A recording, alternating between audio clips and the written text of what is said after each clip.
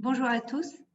L'EPFL Alumni et la présidence ont le plaisir de vous accueillir aujourd'hui à l'occasion de la cérémonie officielle des Alumni Awards 2020.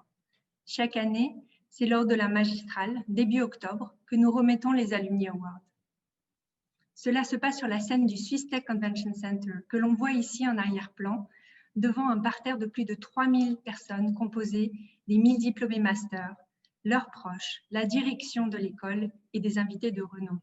C'est un moment fort et chargé en émotions que de voir ces alumni remarquables revenir sur leur campus après de nombreuses années et partager ainsi leur message à la volée. Et pour les jeunes diplômés qui s'apprêtent à entrer dans la vie active, c'est une façon de se projeter dans l'avenir et réaliser l'impact qu'ils pourraient avoir grâce à leur diplôme de l'EPFL tant mérité. Cette année, au vu de la situation sanitaire, nous avons donc repensé cette cérémonie en version 100% digitale et ensemble, nous allons essayer de recréer cette ambiance autant que possible. Nous assisterons donc à la remise de prix officielle version Zoom en présence de notre président Martin Vetterli. Nous irons ensuite à la rencontre de nos deux Alumni Awards au travers de leurs allocutions respectives et de la table ronde qui suivra. Vous aurez d'ailleurs la possibilité de poser vos questions tout au long de l'événement grâce au travers du module questions-réponses qui se trouve au bas de votre écran. Nous y répondrons à la fin, juste après la table ronde. Alors, sans plus attendre, je vais passer maintenant la parole à Martin Vetterli pour son mot d'accueil. Merci Leïla. Mesdames et messieurs, chers collègues, chers Alumni Awardees 2020, vous savez combien le réseau Alumni est important pour le PFL. Il y en a actuellement 35 000 de par le monde. C'est vraiment l'ADN de notre école qui se répartit de par le monde. Et c'est, je pense, nos meilleurs ambassadeurs. Nos meilleurs ambassadeurs en tant que personnes, nos meilleurs ambassadeurs pour montrer l'excellence de la formation que nous donnons à l'EPFL, à nos étudiants. Et par là, c'est, je pense, des gens qui nous sont très chers et très, très importants. Ça fait maintenant quelques années, depuis 2004, je crois, que nous donnons chaque année des Alumni Awards à des alumni particulièrement distingués de l'école. Et cet événement est toujours très touchant. D'habitude, c'est à la magistrale, comme Leïla nous l'a rappelé. C'est un des moments forts de la magistrale, puisque nous avons les 1000 fraîchement diplômés de l'EPFL qui voient comment d'autres diplômés qui ont passé par les bancs d'école avant eux ont fait des trajectoires très intéressantes, très originales et avec beaucoup d'impact pour le bien de la société. Et donc, cette tradition qui a conduit à 39 Alumni Awards jusqu'à présent, on la continue en dépit de la pandémie. La magistrale, évidemment, n'a pas eu lieu le 3 octobre comme c'était prévu. On a repris un certain nombre d'événements qu'on fait online. Ce n'est pas la même expérience, mais ce qui était important ici, c'est que nous ayons la cérémonie de remise des awards à nos awardees de cette année, de 2020, qu'on a sélectionnés, qui ont été proposés par le bureau des alumni de l'EPFL, que la direction de l'EPFL a évidemment accepté avec enthousiasme, et c'est ainsi qu'on passe à la cérémonie. Donc, je vais commencer tout de suite par annoncer la première lauréate. Il s'agit de Madame Leïla Chvéri-Bou Diab. L'EPFL, sur la recommandation de EPFL Alumni, confère le Alumni Award à Madame Leïla Chvéri-Bou Diab. Et je passe la parole à Leïla qui vous donnera un peu plus d'informations sur la lauréate. Merci Martin.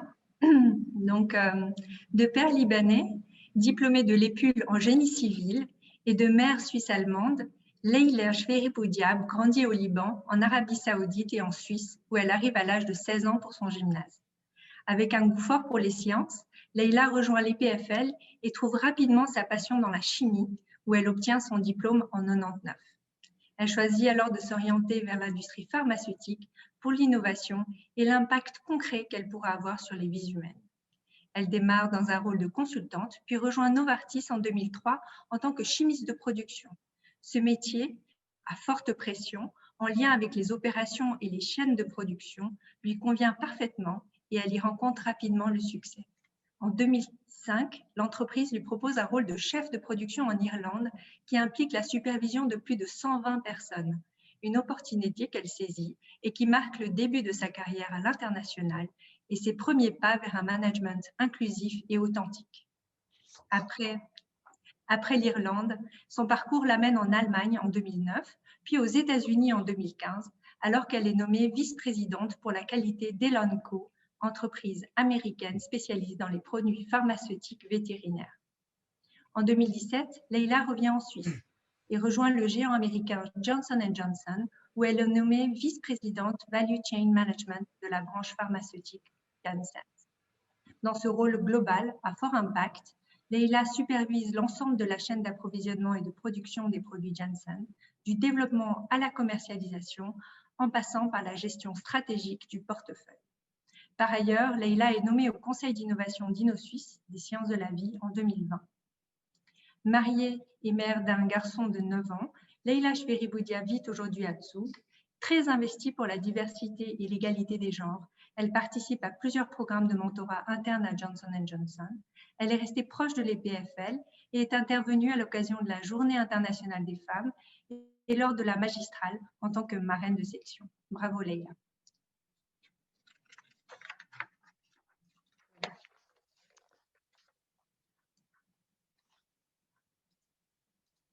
Merci beaucoup. Mesdames et messieurs, chers alumni, Monsieur le Président, c'est un grand honneur de recevoir l'Alumni Award de l'EPFL. Je suis très touchée et je tiens avant tout à remercier l'EPFL de m'avoir donné les bases essentielles qui m'ont permis de poursuivre une carrière internationale et vivre ma passion d'améliorer le bien-être des gens et contribuer à une meilleure santé dans le monde. J'ai des souvenirs mémorables de mes années à l'EPFL, des cours avec les professeurs Kretzel, Giraud, von Stockar, Rizzo et beaucoup d'autres, où chacun, avec sa personnalité différente, son style unique, a réussi à me transmettre la passion pour la chimie, à stimuler ma curiosité, m'a appris à anticiper le futur, innover dans un monde où le changement est permanent et où l'imprévisible nous force à une adaptation constante. La beauté de notre métier de chimiste et d'ingénieur chimiste est de créer un meilleur avenir pour notre planète et pour la génération future. J'ai la chance de travailler dans le domaine pharmaceutique depuis beaucoup d'années, où on continue à pousser la science et la technologie pour améliorer le bien-être des êtres humains. Notre vision du passé était de traiter les maladies. Notre vision pour le futur est de prévenir et d'éliminer les maladies, de créer un monde sans maladies. Il y a 20 ans, quand j'ai commencé ma carrière en supply chain sur un site de production, on produisait des milliards d'un même comprimé pour des patients dans le monde entier. C'était en quelque sorte la formule unique. Aujourd'hui, on va de plus en plus vers une médecine personnalisée. Je peux prendre pour exemple la transformation dans le domaine de la thérapie cellulaire. Aujourd'hui, cette thérapie cellulaire révolutionne le traitement des patients atteints d'une forme de cancer les plus agressifs. On prélève un échantillon de sang du patient, on en extrait les lymphocytes C, qu'on modifie génétiquement, et ces cellules peuvent ensuite cibler et attaquer les cellules cancéreuses. Ces cellules, une fois multipliées, sont réinjectées aux patients. Des patients qui avaient une espérance de vie de moins de 6 mois en moyenne sans ce traitement peuvent aujourd'hui retrouver une qualité de vie normale après un seul traitement. Il y a 20 ans, on pensait que ce serait de la science-fiction. Aujourd'hui, c'est une réalité. Au-delà de la révolution des biotechnologies, la révolution numérique, l'intelligence artificielle et des inventions technologiques aussi fabuleuses que passionnantes permettent aujourd'hui de rendre possible ce qui était inimaginable il y a quelques années. Il n'existe pas de domaine sans qu'il y ait nécessité de mettre à jour ses connaissances et ses compétences. Il ne s'agit pas de savoir ce que l'on ne sait pas. Il ne s'agit pas de savoir ce que l'on sait, pardon, mais plutôt ce que l'on ne sait pas. À l'EPFL, l'initiation à la curiosité m'a permis d'apprendre en permanence et de m'adapter au changement. J'ai aussi appris la persévérance qui permet de surmonter les moments de doute, d'apprendre de ses échecs et en ressortir encore plus fort. On ne peut pas séparer science et société. Il est primordial de comprendre l'interaction qui existe entre le monde économique, politique et la science. On parle de science, de technologie, mais la dimension la plus importante que j'ai cultivée au cours de ma carrière était la dimension humaine. Durant ma carrière, j'ai changé d'activité. J'ai commencé dans le domaine de la sécurité et l'environnement. Puis je suis passée aux opérations chimiques, aux opérations pharmaceutiques. J'ai fait de la planification, de la qualité. J'ai travaillé dans différents secteurs, le secteur pharmaceutique, la santé animale. J'ai changé de pays. J'ai travaillé en Suisse alémanique, en Irlande, en Allemagne et aux États-Unis. Bien au-delà des objectifs professionnels atteints, j'ai eu la chance de travailler avec des personnes qui, par leurs compétences techniques, mais également par leurs compétences humaines, m'ont permis de grandir. J'ai toujours vu mon aventure professionnelle avant tout comme une aventure humaine qui se joue en équipe. Le succès est toujours le succès d'une équipe. Assez tôt dans ma carrière, j'ai eu la chance de gérer un site de production en Irlande avec un challenge énorme qui nous était donné. J'étais la plus jeune, la moins expérimentée, la seule femme. Cette expérience m'a appris l'humilité, qui est d'accepter de ne pas savoir, d'accepter de ne pas avoir toutes les réponses. J'ai appris la valeur de la diversité dans le milieu professionnel, que je nommerai l'intelligence collective. La diversité crée parfois des tensions, des conflits. Les idées et les opinions peuvent être divergentes, mais la force de la diversité réside dans sa capacité de surmonter les conflits en équipe et en ressortir avec une solution unique et originale. La diversité aujourd'hui n'est pas un choix, c'est une nécessité si on veut continuer à progresser. Notre monde est de plus en plus complexe. On parle beaucoup d'intelligence artificielle, mais l'intelligence collective qui découle de cette diversité d'idées, d'expériences, de pensées est tout aussi importante, si ce n'est pas plus. J'ai grandi et continue à apprendre, à m'adapter chaque jour. Ce qui demeure intangible, ce sont mes valeurs fondamentales que mes parents m'ont transmises. Le respect et la tolérance pour toute personne, peu importe ses origines et sa position hiérarchique. Aujourd'hui, j'ai une pensée profonde pour mon père, ingénieur civil de l'Épule, qui n'est plus. Il m'a transmis sa passion pour le métier d'ingénieur. Il m'a toujours encouragée à repousser mes limites et surtout à croire en moi-même. Aujourd'hui, il serait le père le plus fier du monde. Merci. Monsieur le Président, je vous repasse la parole. Merci beaucoup pour ce très beau discours. Permettez-moi de lire le Laudatio. Nous remettons l'EPFL Alumni Award à Madame Leila Choueiri Boudiab en reconnaissance à la dirigeante dont la carrière exemplaire et internationale dans le secteur pharmaceutique et ainsi que l'engagement personnel en faveur de la diversité contribue tant à l'innovation qu'au rayonnement de l'EPFL et de ses valeurs. Bravo. Merci, merci beaucoup.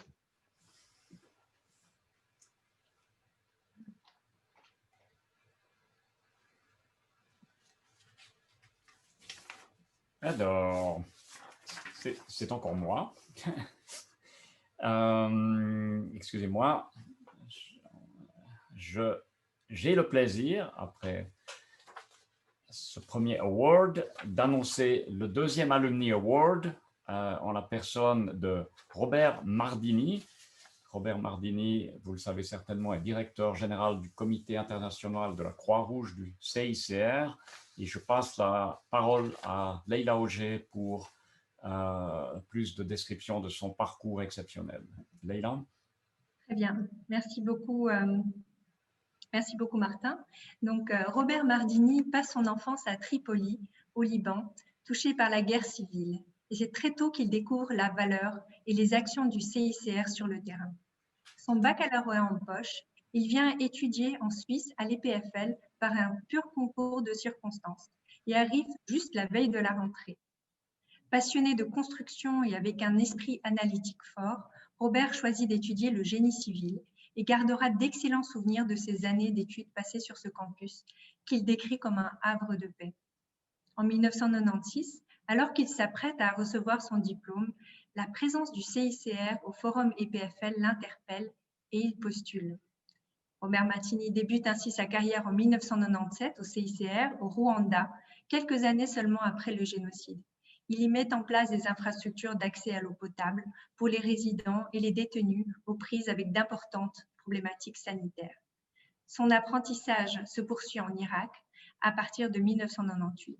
Au-delà de la dimension technique, il développe la faculté de définir les besoins conjointement avec les communautés, de mener des négociations avec des interlocuteurs aux intérêts souvent antagonistes et la capacité à composer avec le danger. Il revient alors en Suisse en 2000 pour diriger l'unité eau et habitat de l'organisation au niveau global. Et sa prise de responsabilité au sein de l'organisation ne cesse de croître. De directeur général adjoint en 2010, il devient directeur des opérations pour le Proche et Moyen-Orient en plein printemps arabe en 2012. En 2018, il s'envole pour New York en charge de la délégation du CICR auprès de l'ONU et observateur permanent. Robert est alors nommé directeur général du CICR et c'est le 17 mars 2020, en pleine pandémie du coronavirus, qu'il prend ses nouvelles fonctions. À la tête d'une des plus belles institutions humanitaires qui compte pas moins de 20 000 employés, Robert Mardini œuvre au quotidien pour la paix et pour la protection des personnes en situation vulnérable. Robert est marié et père de 2 filles de 7 et 11 ans. Félicitations Robert pour votre engagement. Et je vous passe la parole. Merci beaucoup, Laïla. Je suis très touché par cet aperçu.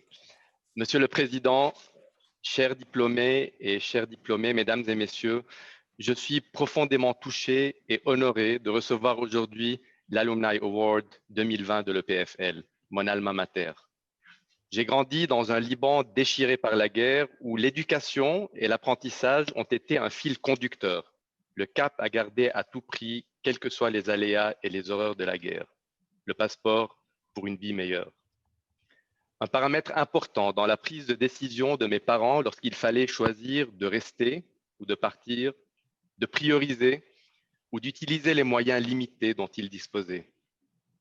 L'éducation a toujours été la priorité numéro 1 et le meilleur investissement qu'ils aient jamais fait, comme le disait feu mon père. Pour ma famille, cet award est donc une reconnaissance, une confirmation, une validation qu'ils ont fait les bons choix quand ils m'ont mis sur ce vol de Beyrouth à Genève en octobre 1990 pour débuter mes études d'ingénieur civil à l'EPFL. Très vite, mon diplôme en poche et 2 ans comme assistant scientifique et chef de projet à l'EPFL, j'ai été séduit par le mandat du CICR. Protéger la vie et la dignité des personnes prises au piège des conflits. Atténuer leur souffrance, renforcer leur résilience et les aider à retrouver un certain degré d'autonomie dans les moments les plus sombres de la guerre. Un mandat simple et un travail qui a un impact immédiat sur la vie des gens. C'est aussi une responsabilité morale importante. Aujourd'hui, dans mon rôle de directeur général du CICR, mon travail consiste à tout mettre en place pour que les 20 000 hommes et femmes qui travaillent pour le CICR dans plus de 100 pays soient en mesure de faire la différence sur le terrain pour les communautés affectées par la violence, de négocier l'accès humanitaire, de convaincre les belligérants à respecter les conventions de Genève, de trouver des solutions concrètes, d'innover, d'avoir un impact positif et durable. Ceci passe par un investissement dans le capital humain et la diversité du CICR. Inculquer un style de management inclusif. Construire des relations de confiance à l'interne comme à l'externe. Nouer et développer des partenariats pour augmenter l'impact de notre travail sur le terrain et cultiver l'excellence dans nos activités humanitaires et dans tout ce que nous faisons. Cela signifie aussi peser les risques et les opportunités dans un monde polarisé et imprévisible, prioriser l'allocation des ressources limitées pour augmenter l'impact humanitaire de notre travail, prendre des décisions sur la base d'informations incomplètes et souvent en temps réel. C'est aussi gérer des crises, comme des situations de vie ou de mort, ou des populations civiles où nos propres équipes se trouvent prises dans des feux croisés, comme en Syrie, au Yémen, ou plus récemment dans le Nagorno-Karabakh, ou pour négocier la libération de collègues ou de partenaires pris en otage. L'ingrédient principal pour avancer dans cette aptitude d'engager le dialogue à l'interne comme à l'externe, avec les collègues comme les parties au conflit, les États et la multitude de groupes armés. Il y en a aujourd'hui 465 avec lesquels le CICR a un dialogue. Tout ça pour influencer les comportements vers le meilleur. C'est d'établir cette connexion émotionnelle pour convaincre, pour naviguer les enjeux et les dilemmes tant politiques qu'organisationnels. J'ai grandi intellectuellement à l'EPFL. Au-delà du bagage technique d'une valeur indéniable, c'est dans cette école que j'ai appris à apprendre, à réfléchir, à décortiquer les problèmes, à collaborer avec les autres qui réfléchissent autrement, à oser tester des solutions qui sortent des sentiers battus sans pour autant perdre de vue les enjeux stratégiques et la vue d'ensemble. Le PFL est une école qui a su intégrer dans sa mission les valeurs essentielles comme le respect, la bienveillance, l'écoute, la rigueur et l'intégrité. Ces valeurs sont au cœur de ce que je fais au CICR et sont aussi ma boussole pour garder le cap et mener mon organisation et ma famille à bon port. Chers et chers diplômés, mes sincères félicitations tout d'abord pour votre diplôme qui marque la fin d'une étape importante de votre vie. Vous détenez maintenant un bagage technique de qualité. C'est donc l'approche humaine qui fera la différence dans votre parcours. Mon conseil, sachez écouter, construire des relations de confiance et placez toujours le facteur humain au centre de votre travail d'ingénierie ou d'autres types de travail et au cœur de votre prise de décision. N'hésitez pas de prendre des risques, même s'il faut trébucher pour mieux rebondir. Influencer. Pas besoin d'attendre d'être dans un rôle à responsabilité pour influencer. Le leadership et l'influence peuvent et doivent surgir à tous les échelons d'une organisation ou d'une entreprise. Les voix des jeunes est plus importante que jamais dans notre monde incertain. Challengez les acquis, sortez de votre zone de confort, influencez. Avec tous mes vœux de succès, merci. Merci beaucoup Roberto pour ce discours très émotionnel qui place l'importance des valeurs au centre de ce que nous faisons. Je passe à la partie formelle. Donc, Monsieur Robert Mardini, directeur général du CICR, diplômé génie civil 96. Nous vous remettons le Alumni Award avec le laudatio suivant. En reconnaissance aux dirigeants dont les compétences, la vision stratégique et l'engagement ont permis de façonner une carrière de premier plan au sein d'une des organisations internationales les plus essentielles, contribuant ainsi de manière directe à la protection des vies humaines à travers le monde. Félicitations. Merci. Merci beaucoup. Merci, Monsieur le Président. Il est là. Merci. Donc, merci beaucoup Robert et Leïla pour vos messages et on est très touchés et très heureux de vous compter parmi nos Alumni Awards. Je vais maintenant vous inviter tous à participer à une table ronde. Donc, vous avez pu le voir, un diplôme DLPFL peut mener à des positions d'influence et d'impact. Et c'est le thème que nous avons choisi pour cette table ronde, qui sera modérée par Corinne Feutz, directrice adjointe de la communication à l'EPFL, en présence donc de Martin et de nos 2 Alumni Awards. Corinne, je te laisse poursuivre. Bonjour, merci Leïla. Bonjour à tous. Félicitations tout d'abord à Leïla Cheberi-Boudiab et à Robert Mardini pour ces magnifiques awards. Et on va commencer directement avec la table ronde. Évidemment, on a fait connaissance à travers votre portrait et vos discours motivants. Mais si vous deviez résumer votre métier, et j'adresse d'abord ma question à Leïla Boudiab, en quelques mots, qu'est-ce que vous nous diriez? Merci Corinne. Donc, si je devais décrire mon métier en quelques mots, je dirais qu'il faut rassembler les meilleurs esprits, les sciences et les technologies les plus prometteuses, innover et mettre à disposition des solutions thérapeutiques variées qui vont prévenir, intercepter et traiter les maladies, en gardant en tête notre vision qui est créer un monde sans maladie. D'accord. Et au quotidien, comment est-ce que se joue cette musique?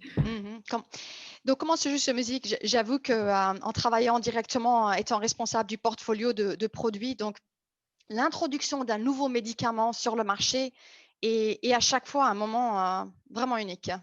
Surtout, à chaque fois qu'on introduit un nouveau produit sur le marché, moi personnellement et beaucoup de mes collègues, on pense avant tout aux patients et à leur famille et à l'espoir qu'on leur redonne. Et surtout, je pense à la compagnie dans laquelle je travaille, Janssen, donc le fondateur de Janssen, Dr. Paul Janssen, a une phrase qu'on utilise souvent quand on travaille chaque jour, qui dit les patients attendent et comptent sur vous.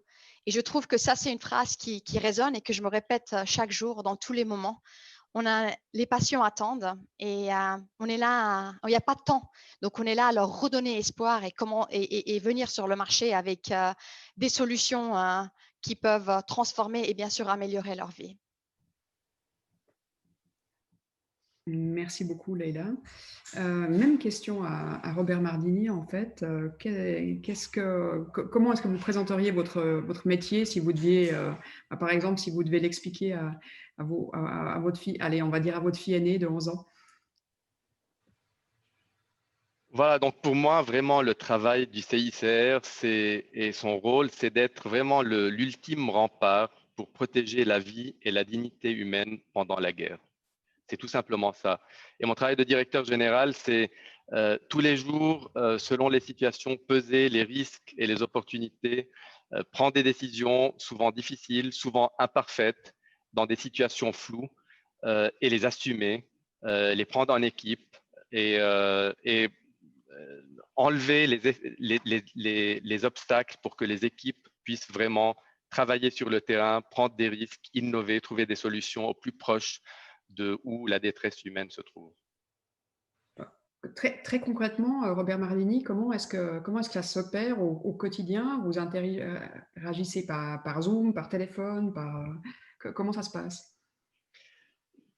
Bon, ce qui est fabuleux quand on travaille au CICR, c'est qu'il n'y a aucun jour qui ressemble à l'autre. La seule différence, c'est qu'on se réveille tous les matins très motivé, mais on ne sait pas ce qui nous attend en fin de journée.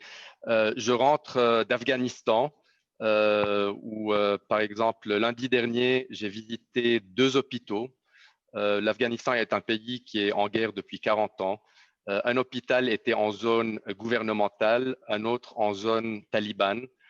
Le grand paradoxe, c'est que malgré les négociations de paix, on a observé qu'il y a une intensification des violences. Donc, il y a beaucoup plus de blessés qui arrivent dans ces hôpitaux.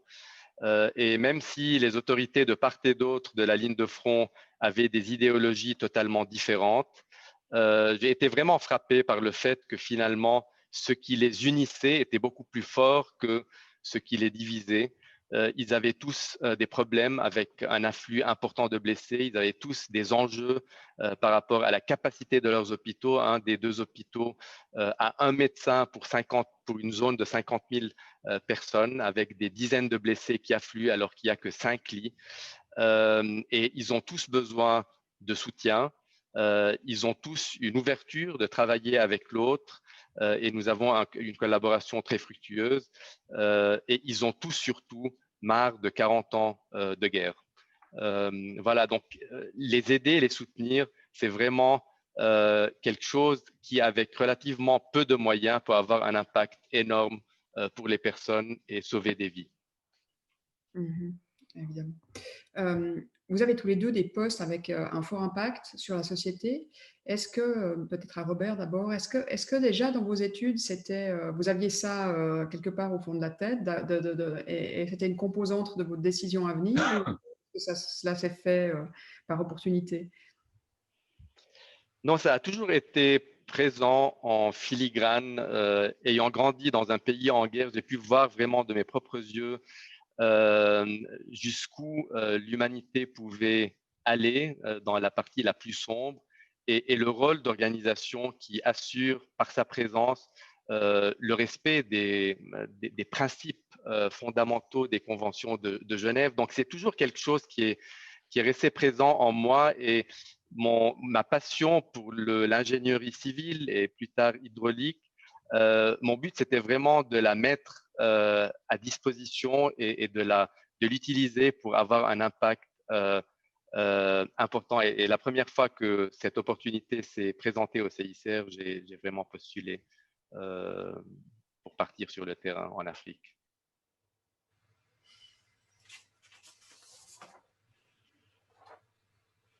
Pardon, petit souci de micro. Leïla, pour vous, est-ce que déjà, au moment de vos études, vous aviez ça aussi quelque part en arrière-plan, de choisir un poste ou de pouvoir contribuer, à avoir un impact sur la société? Déjà pendant mes études, donc avoir un impact était quelque chose de très important pour moi, voir directement le résultat de ce qu'on fait. Donc j'étais toujours passionnée par la science, la technologie et comment à travers ça on peut avoir un impact. Et c'est pour ça que la combinaison, donc j'ai toujours été en supply chain essentiellement, qui est toute la chaîne de production des produits et la distribution, bien sûr. Donc, la combinaison de supply chain et de pharma m'a permis d'impacter directement les gens. Donc, c'est pour ça que je suis aussi allée dans cette direction. Et à travers les produits et les services qu'on propose, on améliore la vie des gens. Et en étant en supply chain, on voit les médicaments sortir directement de l'usine et on voit toute la chaîne de distribution jusqu'à ce qu'ils arrivent aux patients. On reçoit régulièrement des messages très, très émouvants des patients racontant à quel point ce médicament et le traitement a changé leur vie. Donc, c'est ce côté impact combiné avec la science, donc on évolue, qui change chaque jour. Et je disais toujours, par exemple, je dis toujours surtout aux étudiants, des nouvelles personnes qui commencent leur carrière, il y a des moments tellement difficiles, il y a des moments des doutes, des moments de stress intense quand on développe des produits, des moments d'échec où on a mis une telle passion dans un produit qui tout à coup échoue. Ça fait partie de la science. Mais comme dit, on a toujours en tête cette image du patient qui attend et qui compte sur nous.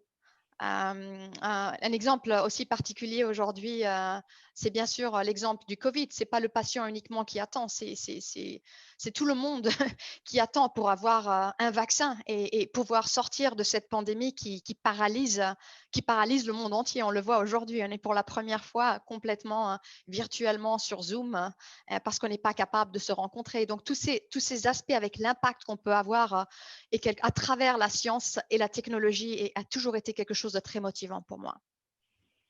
Merci Leïla. Martin Wetterli, alors je ne vais pas vous demander si vous rêviez déjà d'être président de l'EPFL lorsque vous y faisiez vos études, mais quand vous entendez ces magnifiques parcours de Leïla Chvéri-Boudiab et de Robert Mardini, qu'est-ce que cela vous inspire maintenant en tant que président?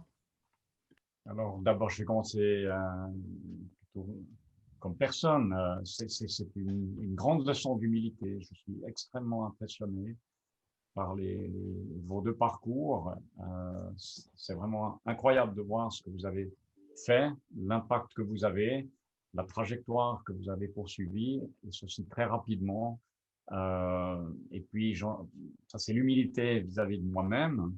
Et puis, vis-à-vis de l'école, c'est une immense fierté, évidemment, de voir que des alumni de l'EPFL ont des parcours pareils, vont de par le monde, portent haut le drapeau de l'EPFL et prouvent que on a probablement fait deux, trois choses justes dans la forme d'éducation qu'on a à l'EPFL, oui, qui est pas facile, où il y a des défis constants, on donne des problèmes où il n'y a pas forcément des réponses, donc il faut chercher, trouver, s'allier, travailler en groupe, etc. Plein de choses qu'on essaye en fait de renforcer dans notre formation. Et je pense que là aussi, c'est le troisième point que je veux faire, ce qui est très intéressant avec notre réseau alumni, et puis en particulier nos Alumni Awardees, c'est d'avoir le feedback, d'apprendre qu'est-ce qu'on peut encore améliorer dans la formation à l'EPFL pour qu'on continue de produire des parcours exceptionnels comme ceux que vous nous avez démontrés. Merci beaucoup. Merci, Monsieur Wetterli. On y viendra avec vous tout à l'heure. J'aimerais maintenant aborder la question de la diversité avec nos deux Alumni Awards.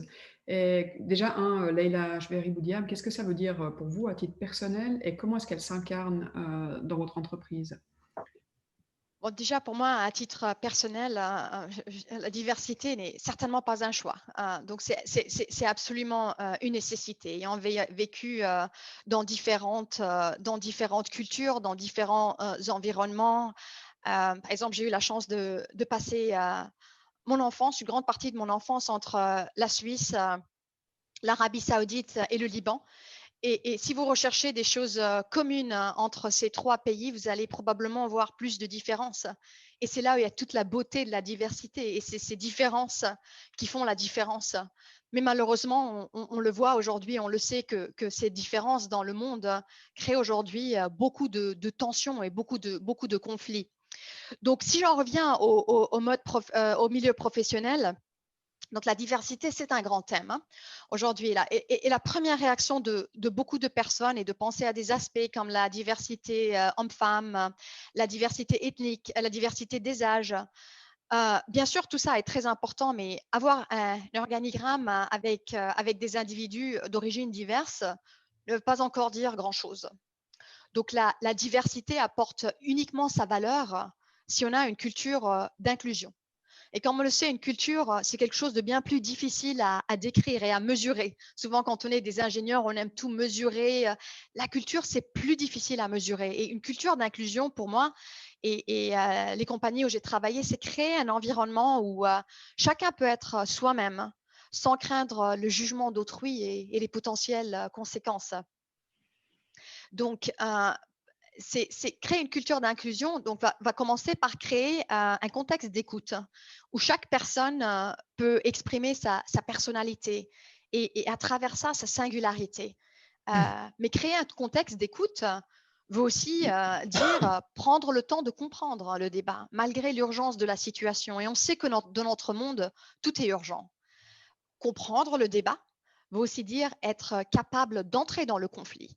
Et bien sûr aussi pouvoir en sortir avec une solution unique et nouvelle qui intègre toutes ces différences. Et tout ça, c'est un grand changement. J'ai parlé de l'évolution technologique au cours de mes 20 années de carrière, mais le leadership a énormément changé. Donc quand j'ai commencé, le style était bien plus directif et autoritaire. Et je pense que ce style aujourd'hui ne fonctionne plus. Si on veut amener cette diversité, et à travers la diversité, j'appelle ça l'intelligence collective. Donc, créer une culture d'inclusion passe aussi par un changement de leadership.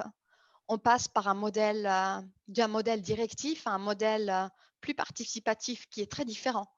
Un leader aujourd'hui doit donner une stratégie, une vision qui inspire, qui motive, mais aussi donner un cadre, parce que ce cadre va permettre aux équipes de travailler de manière créative et indépendante et à travers ça faire émerger des idées et des solutions absolument uniques. Donc, quand on parle de diversité, il faut toujours avoir l'inclusion parce que la diversité et l'inclusion, ils appartiennent et ça vient ensemble. Ce n'est pas possible d'avoir juste la diversité sans avoir cette culture d'inclusion. Donc, mon grand conseil également au niveau diplômé, c'est de choisir aussi la compagnie ou la société où vous travaillez, où vous pouvez vivre toutes ces valeurs de diversité et d'inclusion. Merci, c'est inspirant. Robert Mardini, j'imagine que chez vous, les mots de Leïla Boudiab résonnent. Au CICR, l'urgence, ça vous connaît. La diversité, elle est de fait. Hein, on en parlait lors de la préparation de cette table ronde avec, si mes souvenirs sont bons, plus de 140 nationalités. Comment est-ce que vous apportez de la cohérence à tout ça en termes de diversité? Non, merci beaucoup. Je trouve vraiment que Laïla a tiré les mots de ma bouche et tout ce qu'elle dit résonne très fortement, personnellement déjà et au CICR. D'ailleurs, une des 5 orientations stratégiques de notre stratégie institutionnelle est justement la diversité et l'inclusion. La diversité est un acquis aujourd'hui au CICR, c'est une réalité, on n'en parle plus. Mais l'inclusion, c'est encore, comme diraient nos amis anglo-saxons, a work in progress. Le CICR, c'est 20 000 personnes. C'est une organisation humanitaire où aussi il y a des choses fantastiques, inspirantes quand on voit la collaboration qui se passe pour traverser des lignes de front, pour négocier, pour convaincre des interlocuteurs difficiles et venir en aide aux populations. C'est totalement inspirant, mais en même temps, il y a quelque part, et ça on l'a entendu parce qu'on était aussi à l'écoute de nos collègues sur le terrain après les manifestations qui ont eu lieu suite au mouvement Black Lives Matter. On a organisé des town halls avec tout notre staff. On en a fait 5 dans 5 zones. Et ce qu'on a entendu comme témoignage était très fort, très puissant. On a senti aussi qu'il y avait de la souffrance chez des collègues, précisément dans des situations où la diversité n'était pas accompagnée de styles de leadership inclusif, où des gens se sentaient, des collègues se sentaient marginalisés, mis dans des boîtes où il y avait le plafond de verre qui était atteint et où il n'y avait pas cet environnement qui était propice à ce que chacun puisse contribuer, chacun puisse venir avec ses idées et contribuer. Et donc là, nous faisons un travail vraiment de fond parce que ce changement est nécessaire, je pense, dans toutes les organisations. Il y a beaucoup de choses invisibles, même dans les organisations qui sont purpose-driven comme le CICR, où des fois, il y a ce malentendu que vu que la mission est noble, y arriver à tout prix, c'est OK. Et justement, aujourd'hui, des résultats à tout prix, c'est pas OK. Les managers, les leaders à tous les niveaux, et c'est un leader, c'est pas seulement un chef d'équipe, n'importe quel staff member a cette responsabilité de dire non, d'élever sa voix et de refuser ces pratiques-là, parce que c'est seulement comme ça, quand on arrive à marier diversité et inclusion de manière sincère et de manière juste, qu'on va pouvoir augmenter notre impact, parce que des équipes qui pensent différemment ou les membres pensent différemment, viennent d'origines différentes, ont des formations différentes, ont des vécus différents, vont produire des résultats plus novateurs, plus performants, plus durables. Et on en a besoin pour attirer les talents du futur. On ne veut pas attirer les talents du futur sur les modèles du passé, mais sur les modèles d'une force de travail qui est vraiment diverse, inclusive, et puis où les gens se sentent vraiment à l'aise de contribuer, de challenger, y compris le leadership, et de venir avec des idées encore meilleures. Donc voilà, ça fait vraiment écho à ce que Laïla vient de mentionner. Je pense que ça, c'est vraiment quelque chose qui est un enjeu énorme pour toutes les organisations et c'est une de mes priorités absolues comme directeur général du CICR. Martin Wetterli, c'est un enjeu absolu aussi pour l'EPFL. J'aimerais juste vous entendre sur la diversité et la manière de la nourrir, on va dire.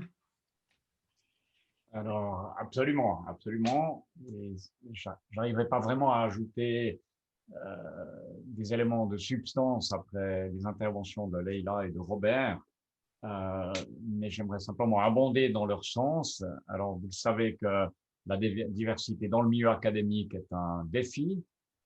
Les milieux académiques sont relativement traditionnels et même si le PFL est connu pour son agilité, on a encore du chemin à faire.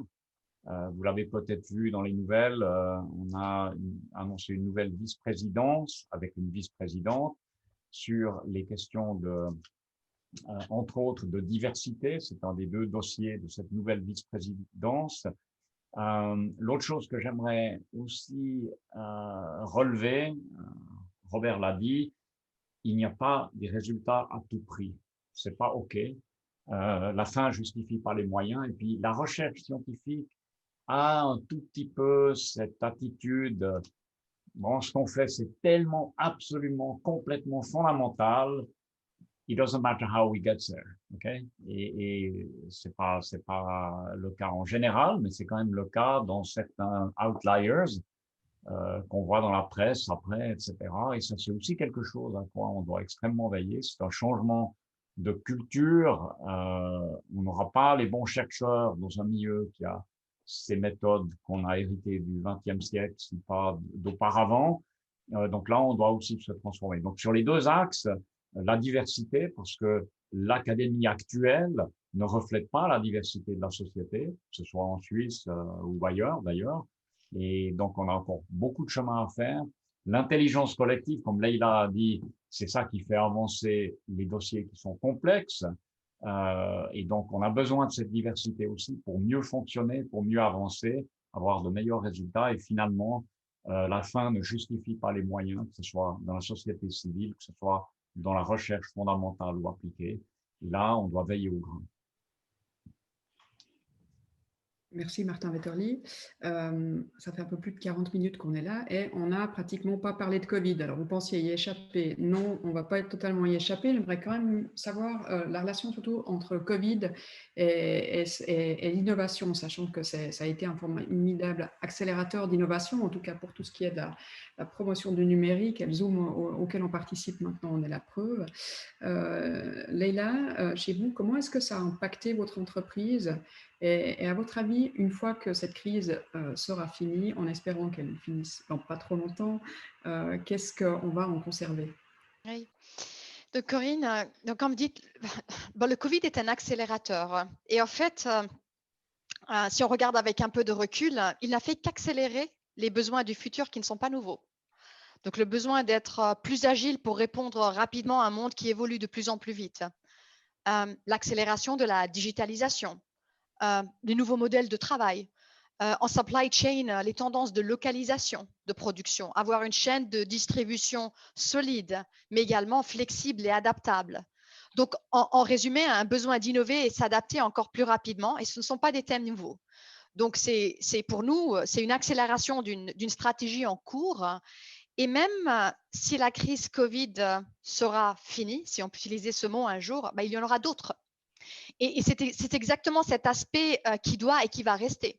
Parce que notre rôle est d'anticiper dans la mesure du possible les crises du futur et pouvoir s'adapter et se réinventer rapidement. Donc, Covid nous a forcés à faire ça parce qu'on n'avait pas réellement le choix. Mais ça nous a aussi appris à nous adapter plus rapidement. Et je pense que c'est cet aspect-là qui doit être maintenu, qui va être maintenu. Et donc, Corinne, quand on parle d'accélération et le besoin d'accélérer, et comme dit, je pense qu'il y aura d'autres crises. Le Covid, il y aura d'autres sortes de Covid. Et je vois ça avec, on parlait, ce qui nous inspire beaucoup dans notre compagnie, on disait le patient qui attend et qui compte sur nous. Et comme j'ai dit tout à l'heure, c'est toute la société qui attend. Donc, ça a créé une motivation énorme. Et quand on parle de développement de vaccins, typiquement, ce sont des développements qui prennent des années, 3 ans, 5 ans. Et là, tout ça a été comprimé en 1 an. Donc, bien sûr, il y a eu des investissements énormes pour pouvoir faire ça. Il faut prendre ça en compte. Mais aussi, beaucoup de gens se demandent, mais comment est-ce possible? Des investissements énormes qui ont été mis en place. Un exemple parfait de ça, par exemple, on a réservé et payé toutes les capacités de production en supply chain parce qu'il faut bien avoir la capacité de production. Développer le produit uniquement, c'est une première étape, mais il faut pouvoir produire un vaccin pour le monde entier et trouver toute cette capacité sur le marché. Donc, toutes ces capacités possibles qu'il y a sur le marché, essayer même parfois d'acheter des nouveaux équipements. On ne peut pas construire une usine en un an, mais tous ces investissements ont été pris à risque. Donc, on a réservé, acheté toute la capacité sans avant même avoir un vaccin. Et c'est ce genre de risque et ce genre d'approche qu'on va devoir prendre de plus en plus dans le futur parce qu'on aura, je pense que Covid, c'est pas quelque chose qui va se terminer. On aura d'autres sortes de crises et d'autres sortes d'événements inattendus qu'il va falloir gérer avec grande agilité. Merci Leïla. Robert Mardini, de l'agilité et le CICR en manque pas. Qu'est-ce que ça a changé pour vous la crise du Covid en termes d'innovation? Bon, d'abord, c'est une organisation de 20 000 personnes qui est habituée à faire les choses physiquement, pas seulement le travail sur le terrain, mais aussi les réunions, les négociations, la diplomatie humanitaire, a dû basculer en 48 heures de 400 connexions à 8 000. À cause du Covid simultanément. Et ça, c'était un sacré défi informatique déjà pour nos ingénieurs ICT qui ont beaucoup transpiré, nous aussi d'ailleurs, parce que aussi le CICR ne peut pas se permettre une disruption de ces moyens de communication. Mais ça a été aussi un accélérateur d'innovation. Et ce qui est très intéressant, et on l'a observé, c'est quelque chose qui a vraiment poussé les limites du possible. Beaucoup de choses que les gens disaient c'est pas possible que ça se passe comme ça, sont devenues automatiquement possibles. Et ça avait un impact sur les victimes des conflits armés. Par exemple, la télémédecine. Je me rappelle, même nos collègues à l'intérieur résistaient énormément à la télémédecine parce que la qualité n'est pas la meilleure, n'est pas la même, et puis il faut être présent, etc. C'est devenu beaucoup plus fréquent. On a vraiment négocié avec des imams, par exemple, pour qu'ils relaient des messages de santé publique sur les ondes de radio ou dans les médias sociaux. On a même convaincu certaines autorités de vider partiellement leurs prisons, ce que le CICR ne fait jamais. Le CICR visite les prisons pour s'assurer que les détenus sont bien traités, mais n'a pas voix au chapitre pour la libération des prisonniers. Mais là, il y avait un impératif de santé publique. Donc, il y a beaucoup de choses qui se sont passées. Il y a évidemment les normes, je dirais, le père de tous les enjeux qui est comment épouser la transformation numérique et dans des situations de guerre, on a observé deux choses.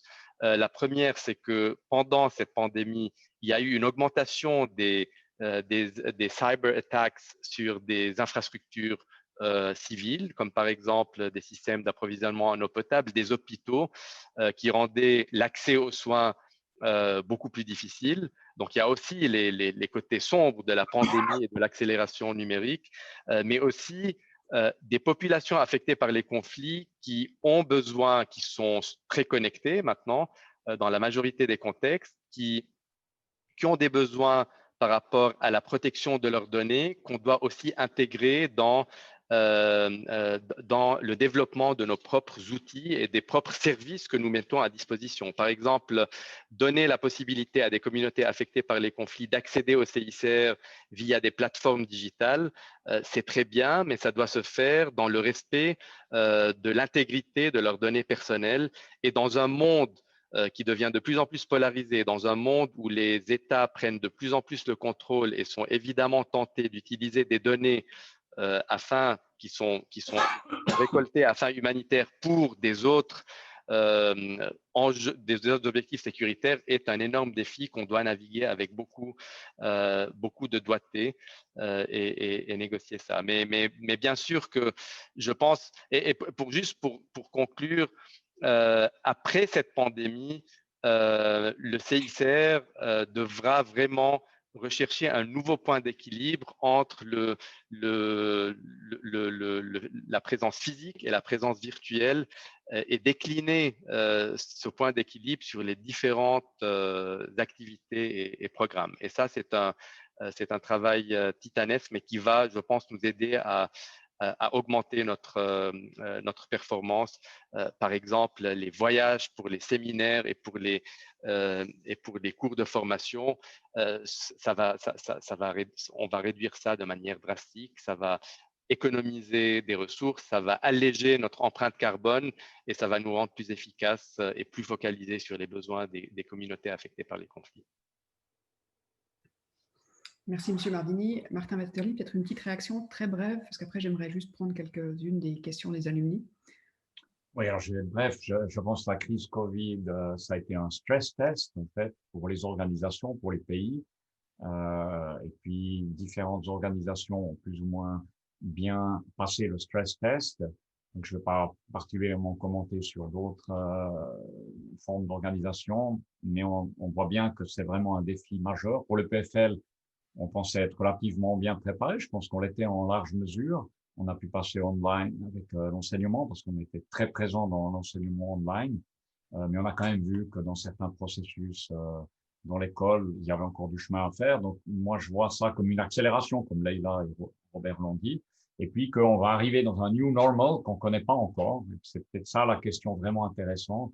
C'est d'essayer de prédire, d'aider à trouver ce new normal qui sera une meilleure balance, je dirais, entre les activités physiques et les activités virtuelles, sans perdre évidemment ce contact humain. On le voit très bien avec les étudiants qui ont beaucoup de peine à garder la motivation, à garder le contact. C'est vraiment un challenge de tous les jours, donc il ne faut surtout pas sous-estimer cette composante-là. Merci. On va passer aux questions des alumni que vous pouvez voir sur les questions-réponses. Et j'aimerais poser la première question, on va les prendre dans l'ordre, à Robert Mardini. Quelle part de responsabilité ont les ingénieurs dans les conflits d'aujourd'hui et de demain? Pour moi, ils ont une part très importante parce que nous voyons que la tendance des conflits, les conflits se passent de plus en plus en milieu urbain qu'en milieu rural, comme c'était le temps avant. Et donc, ils sont de plus en plus asymétriques. Donc, il y a un usage de force qui est disproportionné. Et ce que nous voyons dans la majorité des contextes où nous sommes présents, que ce soit la Syrie, le Yémen, que ce soit le Nagorno-Karabakh, l'Irak, la Somalie, c'est que les infrastructures essentielles sont toujours touchées. Et ça, à l'échelle d'une ville, c'est des enjeux énormes. C'est des enjeux de santé publique quand l'approvisionnement en eau potable n'est plus là, quand l'évacuation des eaux usées ne se fait pas, quand il n'y a plus de courant pour faire fonctionner les hôpitaux. Nous avons besoin de plus en plus d'ingénieurs dans la réponse humanitaire au CICR. Nous avons toute une série de compétences dont on a besoin. Ça va de l'ingénieur civil à l'architecte pour la rénovation des hôpitaux, à l'ingénieur électricien, à l'ingénieur mécanique, aux informaticiens pour gérer nos systèmes informatiques, mais aussi pour soutenir tous ces hôpitaux, ces infrastructures qui doivent se protéger contre les attaques cyber, mais aussi qui doivent gérer leur équipement. Donc, il y a un bel avenir pour les ingénieurs de l'EPFL au CICR. Et d'ailleurs, ce n'est pas pour rien que nous avons un partenariat très prometteur avec le PFL, le PFZ, et qui fonctionne sur des projets très inspirants comme les projets orthopédiques, l'approvisionnement en énergie, l'amélioration des cours pour nos délégués visiteurs des prisons et comment capitaliser sur des big data pour comprendre mieux les environnements dans lesquels nous évoluons. D'accord. La même personne demande aussi, est-ce que vous ne regrettez pas que l'enseignement à l'EPFL ne soit pas davantage orienté vers l'humanitaire? Donc, si vous avez un mot à faire passer à Martin Vetterli, c'est maintenant. Nous sommes toujours prêts à enrichir notre partenariat au CICR en parlant aussi de la pratique humanitaire et de comment ces deux mondes académique et humanitaire, moi je trouve qu'il y a énormément d'intersections très intéressantes à explorer. Il y en a plus dans le futur. Donc ça, je ne peux qu'encourager que ce dialogue continue et ce partenariat s'enrichisse. Merci. Alors évidemment, j'abonde dans le même sens et puis je suis sûr, Robert, qu'on viendra vers vous pour vous faire intervenir dans ce type de cours-là également. D'accord. Avec plaisir. Voilà. Peut-être une question que je poserais à Leïla Boudiab. Est-ce que la mondialisation doit être revue? Est-ce qu'une production de biens vitaux à proximité est à promouvoir? Parce que je pense que ça a un impact aussi direct maintenant dans votre façon d'envisager la supply chain. Absolument. C'est un grand thème qui n'est pas facile parce que supply chain dans le monde pharma, c'était donc le modèle qu'on a eu jusqu'à présent, c'est le modèle global où on a des sites de production globaux qui distribuent les médicaments tout autour du monde. Et là, on a vu donc déjà deux aspects. Rien qu'avec la médecine personnalisée, si on transporte des échantillons de sang, par exemple, d'un patient qui attend, on devrait avoir des usines ou des sites de production plus locaux. Mais on l'a également vu avec la crise Covid et on a vu la réaction des différents pays, hein, où chacun est un peu s'isole dans son pays. On voit chaque pays veut ses masques, chaque pays. Et il y a la tendance que chaque pays veut son stock sur place de vaccins, veut son site de production sur vaccins.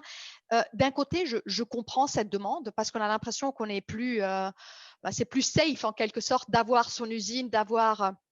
Mais si on regarde une chaîne de production globale, c'est bien plus compliqué et je pense que ça crée d'autres challenges si on commence à avoir des petites usines un peu partout. Donc, c'est définitivement un thème qui est très courant et surtout une grande demande des autorités en Europe aussi. Et c'est quelque chose qui va certainement changer. Je ne pense pas qu'on va passer du modèle entièrement global, localisé avec une usine dans chaque pays, mais ça sera certainement plus le modèle qu'on a aujourd'hui qui est très, très global avec ces usines qui distribuent partout dans le monde. Donc, ça sera très intéressant. Merci. Avant de repasser la parole à Leïla Oudjeh, directrice des alumni, juste une dernière question. Un conseil pratique à demander à Robert Mardini. Conseillez-vous de partir directement sur le terrain pour commencer sa carrière au CICR, comme vous l'avez fait, ou bien est-ce qu'on peut également commencer sa carrière au siège de Genève? Voilà, et ça recoupe un peu la question de la diversité. Il y a pas un parcours standard, il y a aussi la diversité des parcours. Moi, j'ai commencé sur le terrain. C'est en effet la majorité des délégués commencent au terrain et je dirais c'est un accélérateur d'apprentissage parce qu'on apprend en grandeur nature.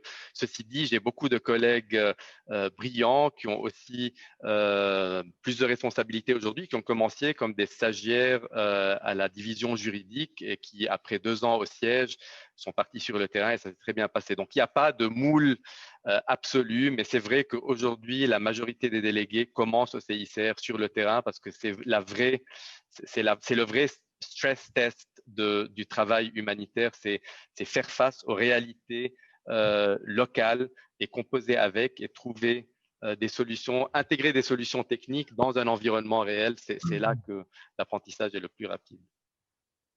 Merci beaucoup pour cette réponse et je repasse la parole à Leïla Oudjeh.